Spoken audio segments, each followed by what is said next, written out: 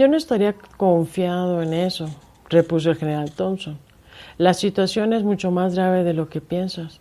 Ese maldito agente es una aberración genética, y lo sabes de sobra. El profesor Mayer nos lo advirtió. Ese maldito es el único culpable de lo que sucede, se sulfuró Sherman. Con una vacuna efectiva no estaríamos atravesando por esto.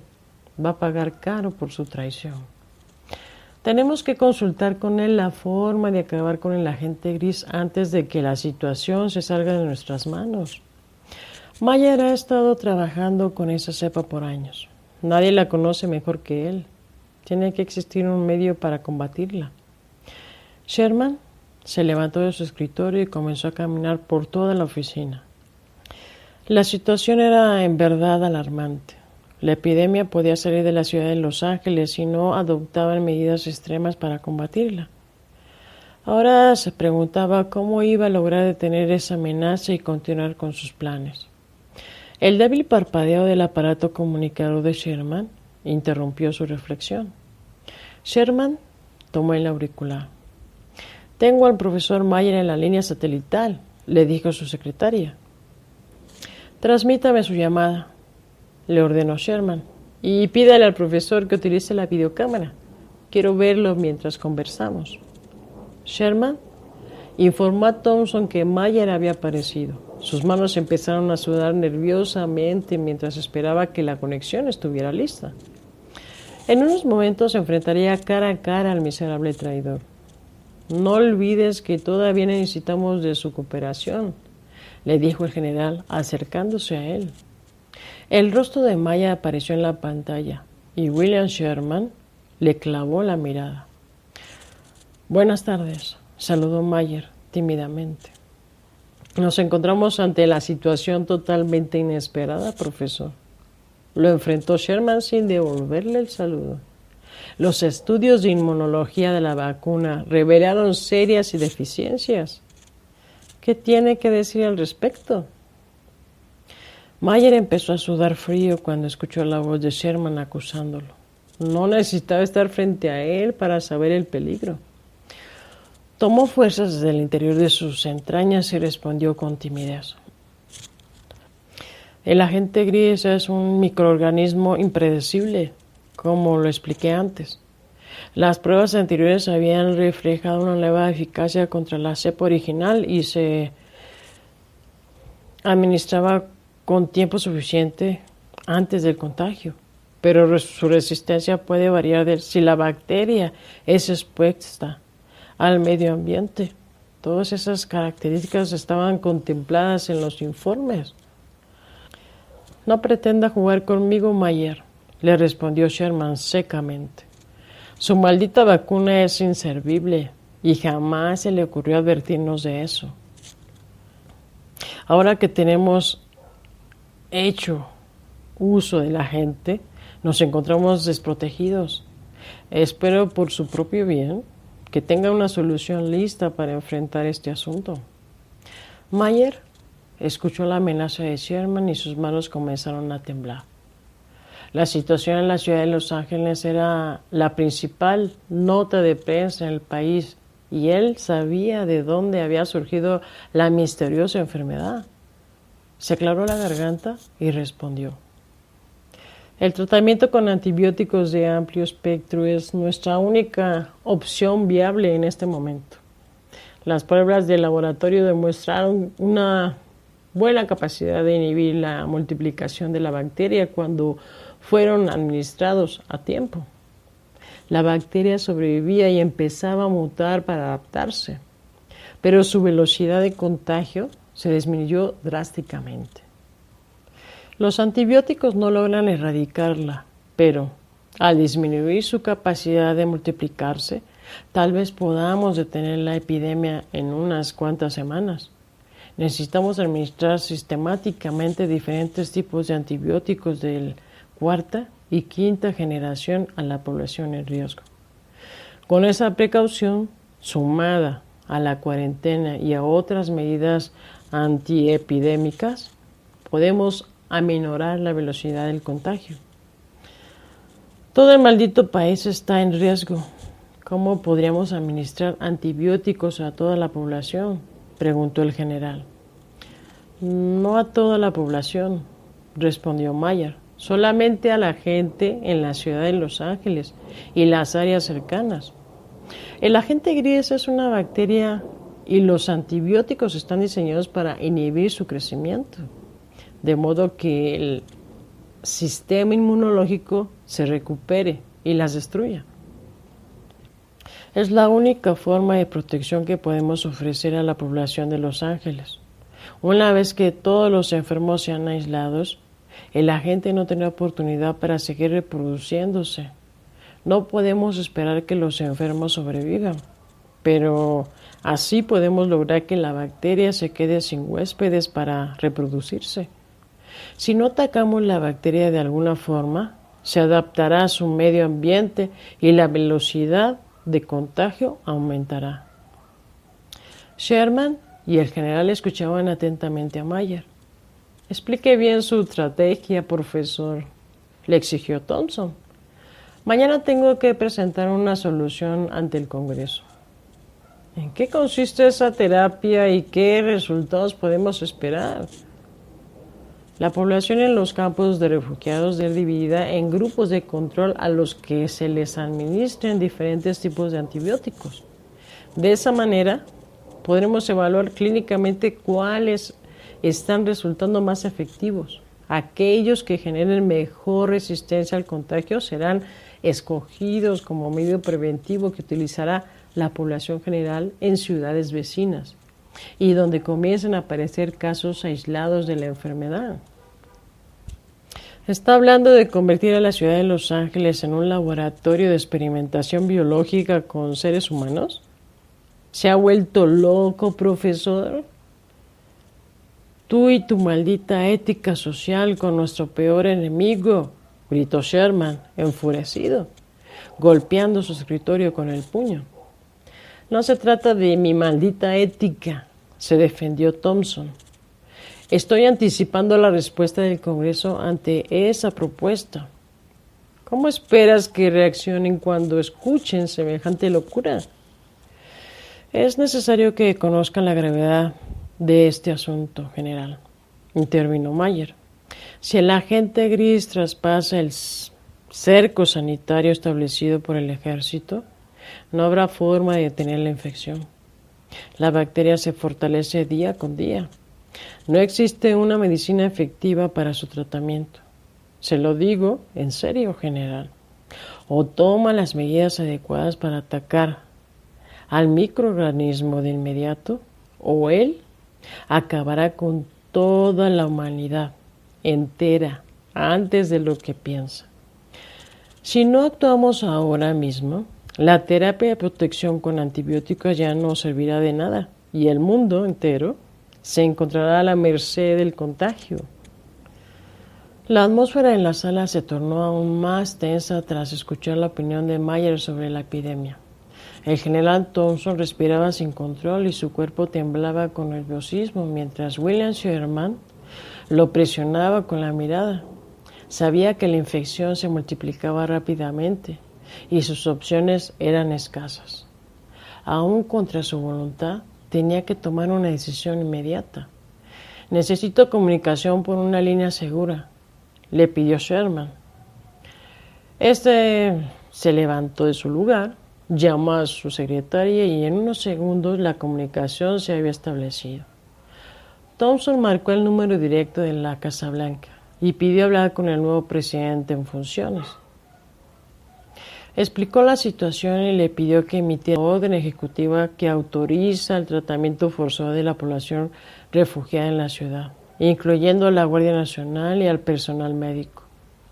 La orden se enviaría de inmediato al Congreso y a los directores de todas las agencias de salud pública del país, incluidos los CDC en Atlanta.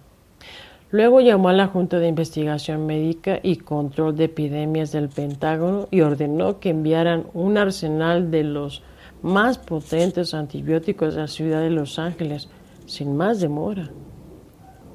Por último, llamó al coronel encargado del cerco sanitario que le ordenó que dispusiera de todas las medidas necesarias para que los médicos dividieran a los refugiados en grupos de control y empezaran a administrar sistemáticamente el tratamiento. Capítulo 9. 23 de abril de 2012, Oaxaca, México. 243 días para el amanecer estelar. La tormenta no cesaba de azotar los árboles y por el vidrio de la pequeña ventana era casi imposible ver hacia el exterior. Las gotas de lluvia resbalaban a todo lo largo, mientras María Jensen trataba de conservar el movimiento fuera de la casa que había sido su prisión durante los últimos 3 años. El tiempo que había pasado en cautiverio había establecido sus nervios, y ahora sentía que ya no quedaba nada de aquella mujer que había sido alguna vez. Lentamente se alejó de la ventana y se sentó en la gran cama que reinaba en la habitación de su perverso captor. Se miró en el espejo que sobresalía a uno de los hermosos muebles de madera, traídos desde la lejana costa de Oriente, gracias a las conexiones y negocios que los narcotraficantes mexicanos tenían sus iguales en aquellas tierras. María Jensen estaba rodeada de lujos y opulencia, posibles por una extensa red de tráfico y corrupción política sin igual. Cada detalle fastuoso explicaba el control que ejercían los traficantes sobre los políticos por invertir grandes sumas de dinero en sus campañas, a cambio de protección y libertad para conducir sus negocios en completa impunidad. No todo ese tiempo le cabía ninguna duda de por qué nadie la había liberado. Los capos de la droga pagaban bien a las autoridades para encubrir sus actividades ilícitas, mientras se entregaban a vivir una vida llena de frivolidades, maldad y crimen. Ni la peor de sus pesadillas había podido figurarse la imagen que ahora veía reflejada en el espejo. Simplemente ya no se trataba de ella misma. Un capricho del destino la había arrebatado de sus seres queridos, llevándose para siempre su felicidad. Definitivamente ya no quedaba nada de lo que había sido su vida pasada. Los recuerdos de su esposo y de su pequeña hija Kiara se desvanecían con el correr de los años, y hacía mucho tiempo que había perdido la esperanza de volver a verlos. Miró fijamente su semblante en el espejo y pudo ver sus facciones endurecidas en la lucha por sobrevivir. El dolor que experimentaba había ya opacado el brillo de sus hermosos ojos claros. Bajó la mirada, observó su cuerpo ataviado en fina lencería francesa, lo que le pareció fuera de lugar. Se preguntó por qué seguía tolerando ese tormento. ¿Hasta cuándo podía resistir al ser vilmente usada por esos criminales para satisfacerse? Largos años había pasado desde que fue capturada por el grupo guerrillero. Al principio pensó que quizás estaría lejos de su familia por espacio de unas semanas mientras se negociaba la suma de su rescate. Pero una circunstancia fortuita cambió el curso de su destino. Su impresionante belleza había llamado la atención del comandante del grupo armado, que supo de inmediato lo que podía conseguir a cambio de ella. Ningún antropólogo, por afamado que fuera, sería capaz de reunir la suma que podía obtener por ella en el oscuro mundo del crimen organizado y la trata de personas. Sus captores le habían prometido a María tratarla bien. Le engañaban diciéndole que muy pronto volvería a ver a su familia y que regresaría sana y salva a su casa. Pero después de 3 meses de espera, ella comprendió que eso no era su verdadero plan. Pensó en las ocasiones en que, mientras permanecía encerrada en un refugio de seguridad, el comandante guerrillero la visitaba con frecuencia, acompañado por otros hombres de vil aspecto, aludiendo siempre su gran belleza. Tras atar cabos angustiosamente, comprendió que sería vendida al mejor postor, lo cual significaba la pérdida total de sus esperanzas para reencontrarse con los suyos. En alguna ocasión, María intentó escapar para salvarse de tan terrible suerte. Sedujo a uno de los guardias que la mantenían vigilada, pero después de aprovecharse su descuido, tomar su arma y obligarlo a que la acompañara fuera del refugio. Su intento de escape fracasó desde un principio. Afuera del recinto se encontraban más de 5 hombres armados que hicieron caso omiso de sus amenazas y la desarmaron con facilidad. El comandante del grupo se enteró del incidente y asesinó a sangre fría al incompetente guardia justo frente a ella. La mañana siguiente, María fue trasladada a otro refugio, donde la anestesiaron con un poderoso narcótico para luego amordazarla y ocultarla en un viejo camión de carga. Despertó muchas horas después en un lejano sitio en lo más profundo de la selva. Fue obligada a subir de nuevo al vehículo y recorrió angostas brechas y caminos escarpados.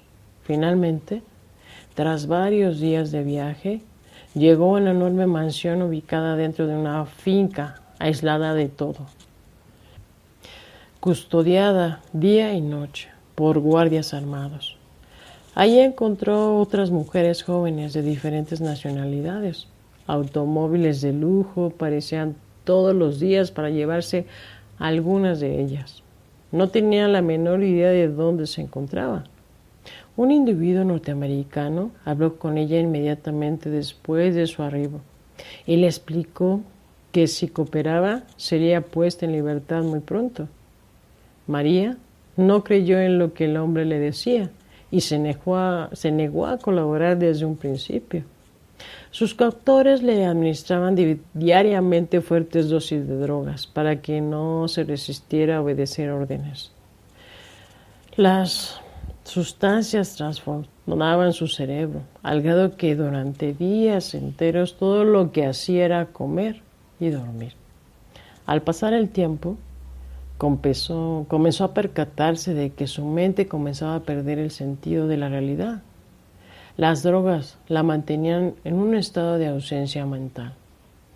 Lentamente iba perdiendo la voluntad y los recuerdos de su vida comenzaban a desvanecerse poco a poco. Al poco tiempo se dispuso a obedecer órdenes sin saber por qué lo hacía. Fue utilizada en un principio como sirvienta para atender a los visitantes de la finca. Si de pronto se negaba a hacer algo, de inmediato le inyectaban dosis más fuertes de narcóticos. Los meses transcurrieron y una vez que los brutales métodos de sus secuestradores habían conseguido domesticarla, se convirtió en una más de las mujeres que habitaban la finca, al servicio de poderosos miembros de la mafia.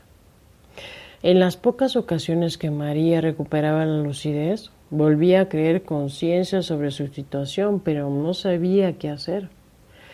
Trataba de pedir ayuda a los sujetos que visitaban la casa, pero esos simplemente se reían de ella sin hacer caso a alguno de sus ruegos.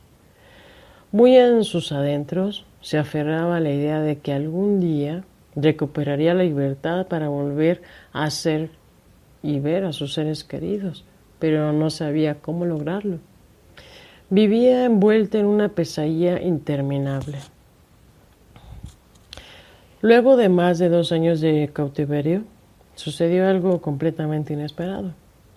Conoció al jefe de un importante cártel narcotráfico que había visitado la casa en varias ocasiones, solicitando su presencia, pues estaba fascinado con ella. María le contó la historia de la pérdida de su familia y él la escuchó atentamente. Hasta parecía mostrar interés en sus relatos. que se concentraba exclusivamente en su pasada vida familiar. Ella mencionaba a su hija todo el tiempo y en su confundida mente había creado la fantasía de que algún día ella y su esposo llegarían hasta ese lugar por ella. El sujeto siguió visitando la casa periódicamente para encontrarse con María. Algo en su persona le había fascinado al grado que había dejado de relacionarse con las otras mujeres. María ni siquiera sabía qué tipo de hombre era él o a qué se dedicaba. Él se portaba siempre reacio a hablar sobre su vida, cualquier cosa relacionada con su persona. Tiempo después, se enteró de que el sujeto finalmente había decidido comprarla. Su precio había sido fijado en una suma considerable en dólares y para su mala fortuna, desde ese momento se encontraría bajo el poder del dirigente de uno de los cárteles más crueles y sanguinarios. Fue trasladada hacia otra finca, en la que también había otras mujeres. En su nueva prisión, María Jensen había presenciado cómo la desobediencia era severamente castigada. Las grandes mansiones donde se alojaban eran vigiladas a toda hora por guardias armados y cámaras de video. Su captor apareció días después, exigiendo absoluta obediencia de su parte. Ella sabía que, de no hacerlo, enfrentaría circunstancias peores que las experimentadas poco tiempo atrás. María preguntó por qué la había escogido a ella. Él le reveló que ambos compartían la misma tragedia. Su captor le relató cómo había sido secuestrado desde muy joven para unirse a la guerrilla salvadoreña. El ejército sabía que la insurgencia estaba reclutando jóvenes en su región y había atacado por sorpresa a su pueblo. Toda su familia había muerto en el enfrentamiento, tal como le había sucedido a ella. Él quedó solo en el mundo para enfrentar su destino. Desde ese entonces comprendió que la supervivencia en su mundo dependería de su audacia y capacidad para matar a sus enemigos. Su vida corría peligro en todo momento. Tenía que moverse continuamente de un lado a otro para evitarlos. En ese momento se encontraba ahí con ella, pero mañana bien podría no estarlo. Con frialdad le recomendó a María que aceptara su nueva vida, pues también podría estar muerta al día siguiente, que disfrutara de su hospitalidad y fuera buena con él. Si obedecía sus órdenes ganará privilegios, si desobedecería sería severamente castigada. María no respondió nada. Su mente en ese momento estaba libre de los narcóticos que le eran administrados regularmente. Se encontraba fija solo en la idea de escapar y volver con los suyos. Las mujeres que habitaban la finca también le advirtieron lo que le sucedería si se atrevía a intentarlo. Aquella que se aventuraba a salir o comunicarse al exterior eran marcados en el cuello con ardientes hojas de cuchillo que dejaban cicatrices grotescas. Las que persistían en su intento, pese a todo, eran enterradas vivas en las fosas comunes donde los traficantes depositaban los cuerpos ejecutados de sus enemigos. De ese sitio la única forma de salir era perdiendo la vida. Así de oscuro era el mundo en el que María Jensen había sobrevivido en los últimos años, y cada vez era más insoportable la idea de que su situación no iba a cambiar con el paso del tiempo. Cuando volvió a mirar a su imagen en el espejo, supo que sus fuerzas se habían agotado. Al fin estaba cerca. Un leve toquido en su puerta la hizo reaccionar y salir del sueño. Rápidamente se acercó y puso la oreja sobre la puerta. El suave golpe sonó otra vez y María reaccionó de inmediato, poniéndose una bata y abriendo un poco la puerta. Se asomó con mucha cautela y vio un rostro conocido. Se trataba de Claudia, una mujer mexicana mucho más joven que había corrido por, así decirlo, la misma suerte que ella. Claudia había obtenido un título en un certamen de belleza estatal y a partir de entonces muchos hombres se habían acercado a ella prometiéndole una vida llena de éxito si aceptaba su compañía. Para su infortunio, su enorme ficción y afición a los clubes nocturnos y a la vida galante había ocasionado que un cártel la identificara y decidiera acercarla a sus redes. Conoció a uno de los lugartenientes del capo mayor del cártel e inició una relación, más que sentimental, basada en la fácil obtención de riqueza y una vida de acción a los estimulantes y a la vida frívola. No había pasado mucho tiempo de esto cuando ella cometió un gran error. Comenzó una relación amorosa con otro hombre, mientras gozaba de los beneficios y la riqueza que el lugarteniente del cártel le proveía. Para su desgracia, no pudo ocultar el asunto por mucho tiempo. Antes de que lo imaginara, el hombre que amaba había aparecido ejecutado en la ciudad. El mismo día, 2 hombres llegaron a su casa para secuestrarla y golpearla brutalmente. Claudia estaba segura de que iba a ser asesinada en ese mismo instante, pero el narcotraficante había decidido que primero era necesario humillarla, así como ella lo había humillado a él. Desde entonces, Claudia se había convertido en una prisionera del cártel y era usada a placer por cuanto hombre la quisiera en aquella casa de seguridad. Además de sufrir ese denigrante castigo, ella sabía que sus días estaban contados.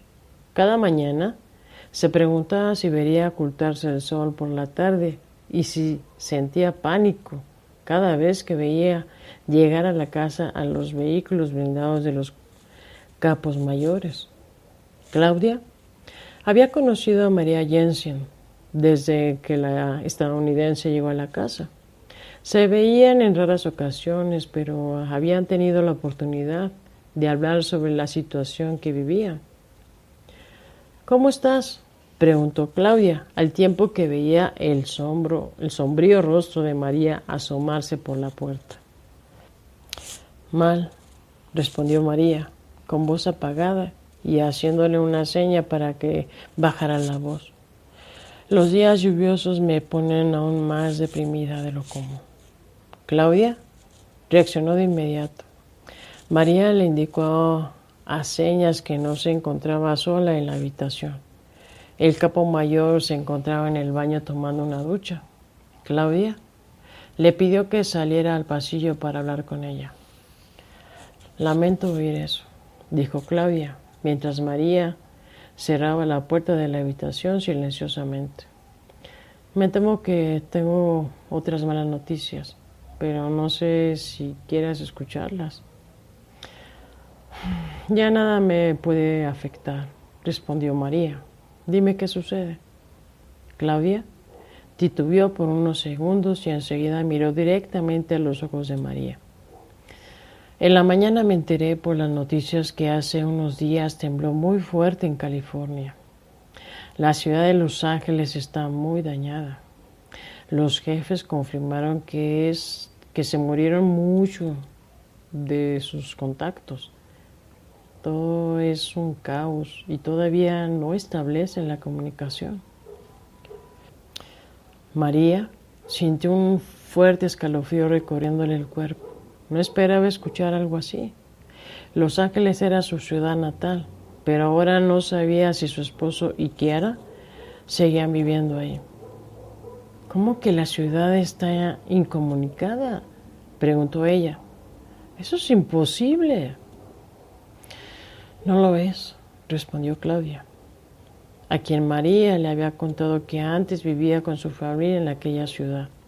Desastres de este tipo están sucediendo en todo el mundo. Siento mucho informarte esto. La televisión dice que se trata de un fenómeno global. María se quedó muda y una profunda angustia se apoderó de ella. No podía soportar la idea de que los seres que amaba hubieran muerto. Su corazón aceleró de inmediato el ritmo y sus ojos se humedecieron. Claudia tomó su mano con fuerza y comenzó a llorar. Hay una noticia peor para mí, dijo Claudia sollozando. Sé que planea acabar conmigo muy pronto, posiblemente este mismo fin de semana. María escuchaba a Claudia y la miraba fijamente en los ojos mientras la angustia de ambas crecía. Sabía que si habían decidido matarla, Claudia no tenía oportunidad alguna. ¿Qué vas a hacer?, le preguntó María en voz baja y apretándole fuertemente. Raúl me va a ayudar a escapar. Dice que va a iniciar su propia organización. Está harto de los métodos del cártel y sé que han tenido conflictos internos. Se va a separar de ellos. Los van a perseguir a donde quiera que vayan, le respondió María. Es muy arriesgado. No tengo otra opción, contestó Claudia, con lágrimas en los ojos. Tú tienes que venir con nosotros. De otra forma nunca saldrás de aquí, y cuando se cansen de tenerte prisionera, te asesinarán, como lo han hecho con muchas otras. María sabía que eso era cierto. El cártel nunca la dejaría en libertad. Seguir allí significaba esperar lentamente la muerte a manos de ellos. ¿Cuándo piensan irse?, preguntó María. Mañana mismo, respondió Claudia. Debes estar lista. Raúl va a transportar mercancía y nos ocultará dentro del camión en un lugar seguro. María estaba convencida de que si los descubrían, serían asesinados de inmediato. No sabía qué hacer. No le quedaban muchas opciones. Soltó a Claudia y volvió lentamente a la habitación. Estaré lista, respondió al tiempo que se acercaba a la puerta despacio para evitar que alguien pudiera verla hablando. Claudia asintió con la cabeza y se retiró por el pasillo sigilosamente. Una vez que cerró la puerta, María se recargó de espaldas en ella. La noticia que había recibido era terrible. ¿Dónde estaba Chiara y su esposo? ¿Habían perecido en la catástrofe? No sabía siquiera si estaban en Los Ángeles.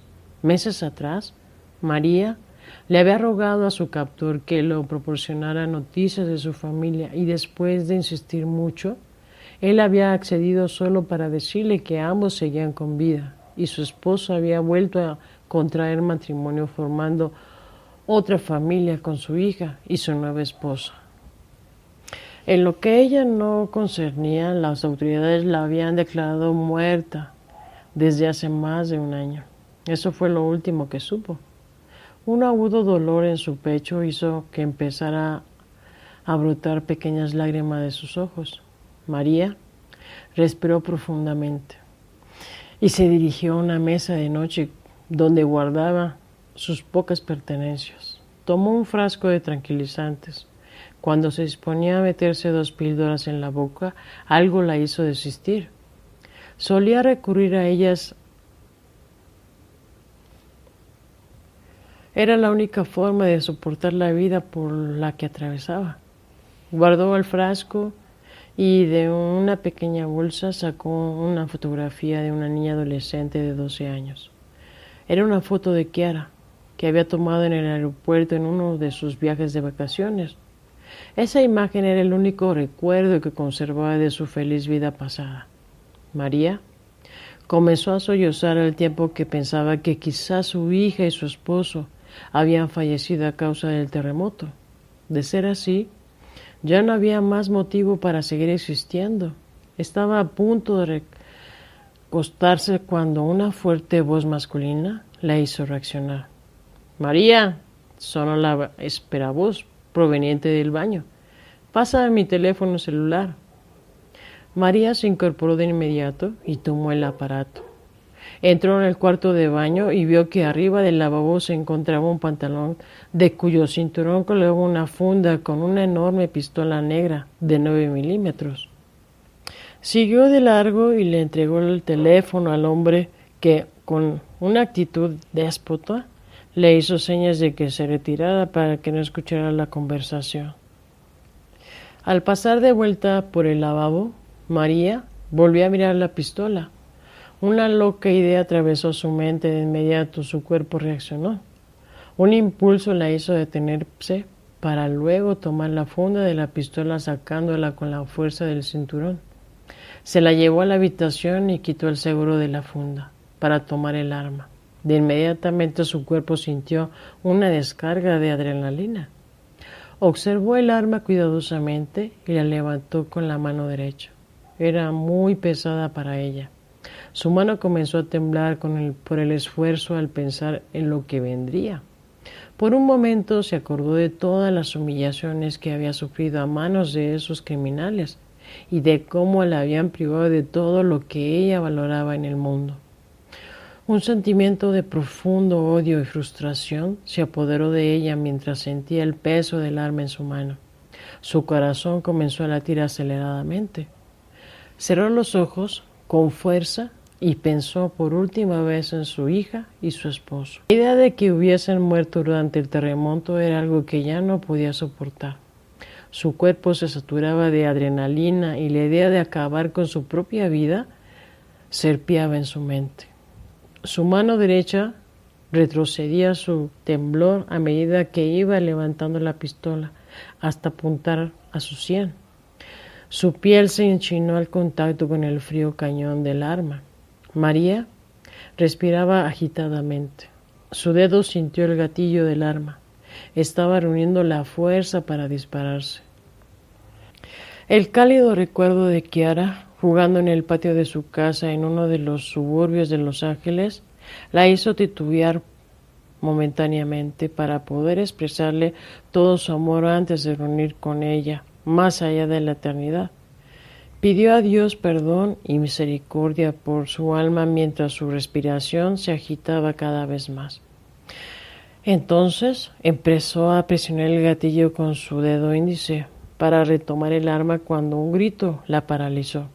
¿Qué demonios haces?, rugió la voz del sujeto, parado justo en la puerta del baño. María bajó el arma y lo miró con sorpresa desde el pie de la cama. El sujeto intentó acercarse a ella, pero María volvió a levantar el arma, ahora apuntándolo a él, y se detuvo de inmediato y comenzó a retroceder. «No seas estúpida», le dijo el sujeto. «Deja el arma en la cama. No puedes escapar de aquí». «No estoy planeando eso», le gritó María mientras seguía apuntándole. «Dame la pistola», le ordenó el sujeto. «Si no lo haces, te vas a arrepentir». María pensó en su situación. Deseaba profundamente acabar con la vida de su captor, pero ella no era una asesina. Miró con desprecio al culpable de que ella estuviera prisionera por todos esos años y supo que ya no podía dar marcha atrás. Lo estaba amenazando con su propia arma, y si no le disparaba, entonces él sería quien finalmente acabaría con ella. El sujeto comenzó a caminar hacia ella para quitarle el arma, mientras le ordenaba que dejara de apuntarle. María lo vio aproximarse y supo que de nada serviría asesinarlo. No quería cargar con ese peso sobre su conciencia. Ella no era una criminal como ellos y nunca lo sería. Había decidido acabar con su vida y solo con ella. Tomó el arma con las dos manos y se la colocó por debajo de su propia quijada, apuntando el cañón directo hacia su cabeza. La sensación del frío metal contra la piel de su cuello la hizo tragar saliva. Cerró los ojos y se concentró en lo que estaba haciendo. Contuvo la respiración y pidió perdón en su mente por lo que iba a hacer. 2 lágrimas corrieron por sus mejillas al momento que soltaba un profundo sollozo. Un instante después, jaló con fuerza el gatillo del arma, mientras exclamaba suavemente el nombre de su hija Kiara. Capítulo 10. El grupo de cientos de hombres armados iban directamente a aplastar a Oren y todo aquel que se interpusiera en su camino. El sonido de sus gritos llegaba hasta sus oídos y hacía que su piel se electrificara mientras esperaba el combate cuerpo a cuerpo contra los agresores. Empuñó su espada y con todas sus fuerzas comenzó a avanzar hacia el frente. Los guardias a su alrededor miraban aterrados cómo el grupo de manifestantes levantaba sus armas para enfrentarlos. Algunos de ellos estaban a punto de salir corriendo cuando Oren gritó: «No se muevan de su lugar», les ordenó Oren. Los agresores llegaron corriendo a escasos 10 metros de ellos. Oren alzó su espada a lo alto para cargar contra la primera fila. Sabía que sería su último combate, gritó con furia para luego lanzarse contra la horda de enfurecida. El primero de ellos arremetió con una lanza contra él, y éste la desvió con facilidad para luego darle un golpe mortal sobre el cuello, con el que su adversario cayó fulminado. Un instante después, 2 hombres lo atacaron mientras la horda seguía avanzando detrás. Oren desvió su ataque y les propinó 2 tajos certeros, a uno en el vientre y al otro en el hombro. 4 hombres más se lanzaron contra él, esta vez cargando con el peso de todo su cuerpo para derribarlo. Oren retrocedió moviendo su espada, pero finalmente lo derribaron. Se aferró a su arma con fuerza y sintió cómo las piernas de varios hombres pasaban por encima de él, arrollándolo. Endureció sus músculos para resistir los embates de decenas de hombres que lo pisaban sin piedad alguna, cuando un mar de gritos de dolor inundó el campo de batalla. Oren comenzaba a rodar por el suelo tratando de salir de la zona de combate cuando se percató de que unas sombras en movimiento surcaban el cielo. Logró incorporarse para ver qué sucedía y retrocedió mirando a su alrededor. La adrenalina fluía a través de todo su cuerpo. Exhalaba aire con furia. Cientos de lanzas y flechas volaban por los aires haciendo pedazos a la multitud que lo había atacado. Oren no entendía bien lo que estaba sucediendo. Volteó hacia atrás para mirar el lugar donde había dejado a Anya y vio que el círculo de guardias que la protegía permanecía intacto, atacando solamente a un par de agresores inexpertos que estaban siendo vencidos fácilmente. A 20 metros de distancia detrás de ellos, 2 líneas de guardias avanzaban a toda prisa descargando sus lanzas y flechas sobre el grupo de adversarios que se habían detenido en seco al probar la fuerza mortal de la guardia del consejo. Oren retrocedió hasta el círculo que protegía a Anya y miró una vez más hacia adelante para presenciar el ataque frontal de la guardia contra los agresores. Las lanzas habían acabado con decenas de ellos y los demás se batían en retirada a toda prisa, dejando atrás a sus heridos y muertos. La batalla había resultado una masacre para los seguidores del senador Turek. Oren observaba el avance de la guardia, pero no comprendía bien lo que estaba pasando. Todo había sucedido demasiado rápido. El capitán, que había sido herido en el proyectil, se acercó a él junto con 4 guardias de la primera fila. ¿Se encuentra bien usted, maestro?, preguntó el capitán. Sí, respondió Oren, que todavía se hallaba exaltado y confundido con el fragor de la batalla. Tuve que ordenar el ataque frontal de la guardia para protegerle su vida, explicó el capitán, disculpándose con Oren por la masacre a sus alrededor. Los agresores hubieran acabado con ustedes si no los hubiéramos atacado. No tuve otra opción. Admiro su decisión, capitán, le respondió Oren. No pensé que sobreviviríamos a esta batalla. Oren envainó su espada y fue en busca de Anya. ya se encontró con ella ya más recuperado. Trataba inútilmente de levantarse. No te muevas, le ordenó Oren acercándose a ella. Anya no obedeció y siguió tratando de incorporarse. Oren la observó de cerca y se dio cuenta de que respiraba con dificultad. Fuiste alcanzada por un proyectil, le dijo. No te muevas o puedes empeorar tu condición. Voy a traer a una camilla para llevarte al complejo.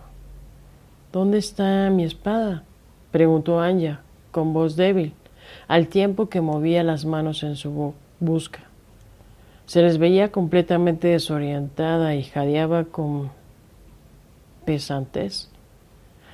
Después buscaremos tu espada, le respondió Oren, y se incorporó para ir en busca de ayuda.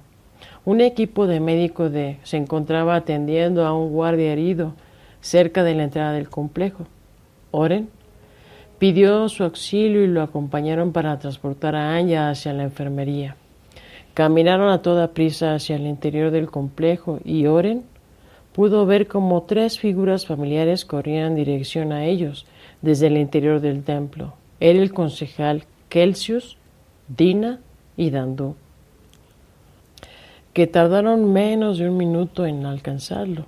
El concejal Celsius se acercó a Anya, tendida en la camilla que transportaban los médicos, y comenzó a examinarla. Respiraba irregularmente y su cuerpo se encontraba de un lado a otro. Está sangrando internamente, dijo el concejal. Llévenla a la sala de emergencia. ¿Qué sucedió con ella?, le preguntó Dandu a Oren, acercándose. Fue alcanzada por un proyectil. Tenemos mucha suerte de seguir con vida. Oren les explicó durante el camino que estuvieran a punto de ser aniquilados si el capitán no hubiera ordenado el ataque. El concejal Celsus se acercó a él. La situación ahora es mucho más peligrosa. Hay decenas de muertos allá afuera. La reacción del Senado ante ese incidente no se hará esperar. Oren le informó al concejal Celsus sobre el enfrentamiento de Anya y el senador Turek antes de la batalla, y de ese se encontraba bajo el arresto de los guardias por órdenes de ella. Más tarde resolveremos esta situación, respondió el concejal. Ahora lo más importante es conocer la condición de Anya. Dandu se acercó a Oren y le explicó sobre todo el trabajo que se estaba llevando a cabo en Nueva Atlantis. El Gran Consejo estaba acelerando el traslado de toda la tecnología y textos sagrados a la nueva sede. Dina, en cambio, se mantenía al margen de la situación, como si los que estuvieran sucediendo no le afectaran en lo más mínimo. Parecía como si careciera por completo de emociones. Solamente se paseaba de un lado a otro observando a los médicos y enfermeras que atendían a decenas de heridos. Oren miró a Dandu y le preguntó: ¿qué hay del estado de Dina? ¿Has percibido algún cambio en su comportamiento? Hace 2 días que empezó a hablar con nosotros, respondió Dandu, pero definitivamente no es la misma de antes. De repente permanece ausente por varias horas. Mira como no expresa ninguna emoción a pesar de lo que está sucediendo. Por momentos la observo y pienso que está tratando de recordar algo sin lograrlo. ¿Qué situación la nuestra?, se quejó Oren, para darse cuenta de que ahora se preocupaba también por la condición de Anya. Empezaba a pensar que la había juzgado demasiado duro, y ese día que la enorme presión que había ejercido sobre ella había precipitado su actitud suicida en la batalla. Pasaron más de 40 minutos de nervios y espera hasta que uno de los médicos salió de la sala. La paciente sufrió de una doble fractura en 3 de las vértebras, explicó el médico. Una de ellas se astilló y perforó parte del pulmón izquierdo, que se colapsó, paralizando momentáneamente su respiración. Además, produjo una pequeña hemorragia interna que ya hemos logrado contener. Su vida está fuera de peligro, pero va a necesitar por lo menos 15 días de reposo absoluto para restablecerse. ¿Podemos hablar con ella?, preguntó el concejal Celsus. No será posible, respondió el médico. Tuvimos que sedarla por completo. Cuando llegó aquí, aún se encontraba en estado de shock. Su mente se hallaba desubicada. Se negaba a ser examinada y quería volver al campo de batalla. Forcejeó con nosotros por varios minutos. Finalmente, tuvimos que sujetarla a la mesa para examinar su condición. La costilla empezaba a perforar más su pulmón y debido a sus movimientos bruscos, y la hemorragia interna aumentaba. Entonces no tuvimos otra opción que ponerle a dormir en contra de su voluntad. Lo hicimos por su propia seguridad. Oren se estremeció al escuchar al médico. Se sintió aún más culpable de lo que había sucedido. La mente de Anya había sufrido un tremendo debido a la tensión de la batalla. Ahora se arrepentiría de haberla presionado de ese modo, en lugar de haberla apoyado en sus decisiones. Pero ya era demasiado tarde. Las cosas se habían sucedido demasiado rápido. ¿Cuándo recuperará el conocimiento?, preguntó el concejal Celsus. No antes de 24 horas, respondió el médico. Créame, es mejor dejarla descansar por ahora. La cámara de regeneración aliviará la inflamación de sus tejidos y la mañana ya estará respirando de manera normal. El descanso es por ahora su mejor aliado. Tiene razón, dijo el concejal. Muchas gracias por su atención, doctor. Oren sentía un odio descomunal en contra del líder del Senado. Anya tenía razón. Turek estaba resuelto a acabar con el Gran Consejo. Sus seguidores habían estado a punto de matarlos. Quizá él debía haber dejado que Anya aniquilara al senador. El médico se fue de regreso a la sala de atención y el grupo emprendió la marcha hacia el interior del complejo. Llegaron al salón donde se encontraban los miembros del Senado y Oren siguió al concejal Celsus hasta donde custodiaba a Turek. Allí, los demás miembros seguían insistiendo a los guardias que lo dejaran marcharse con ellos. Pero estos no cedían. El senador se percató de la llegada del concejal y con tono desafiante le ordenó: «Exijo ser liberado de inmediato. ¿Cómo se atreven a mantenerme preso en este lugar?»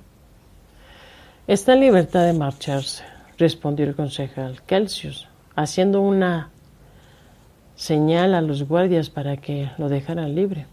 «Pero primero debe saber que el Gran Consejo conoce sus planes para atemorizar a la población. Sabemos lo que está sucediendo. Sus seguidores han sufrido una enorme derrota allá afuera. Hay decenas de muertos y el único responsable de esa tragedia es usted. Ustedes son los responsables de esta afrenta contra la autoridad del pueblo», respondió Turek, caminando con actitud amenazante hacia Celsus. «El Senado tomará severas medidas para proteger a la población de su tiranía. Eso es el fin de su dominio sobre nuestra nación». Celsus escuchó esas palabras y en un movimiento veloz se aproximó al senador tomándolo de la garganta con la mano. Parecía un niño en manos del impresionante concejal, que empezó a levantarlo presionando su cuello. Otros miembros del Senado comenzaron a gritar lanzando injurias contra el concejal, pero éste no soltaba al senador. Oren no podía creer lo que estaba viendo. Nunca antes había atestiguado que alguno de los concejales atacara a otro ser humano. Siempre los había visto resolver sus asuntos de una manera sumamente tranquila. Pero esta vez era diferente. Se preguntaba si la tensión política había afectado el juicio del concejal, pero no se atrevió a decir nada. La cara del senador Turek empezaba a ponerse roja tratando de respirar y sus piernas se sacudían sobre el suelo.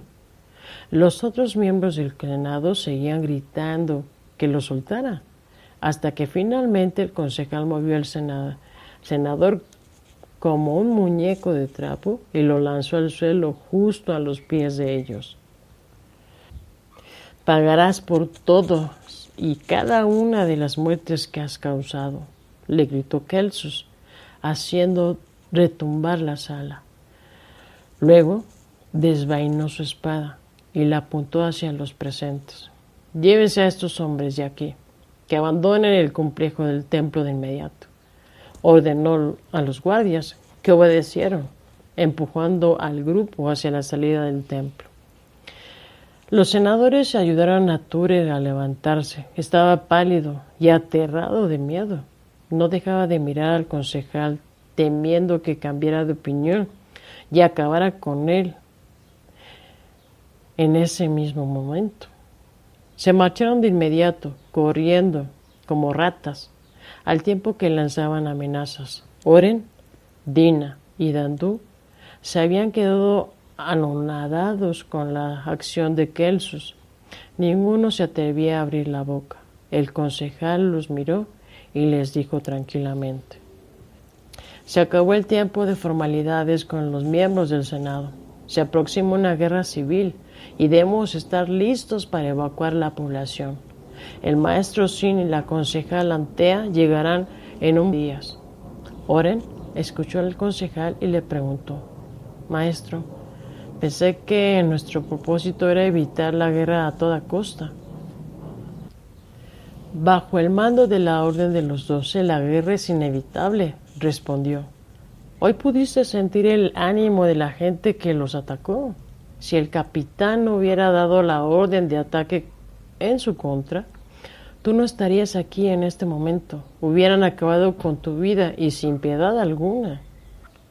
Oren tragó saliva cuando recordó el momento que había vivido en el campo de batalla.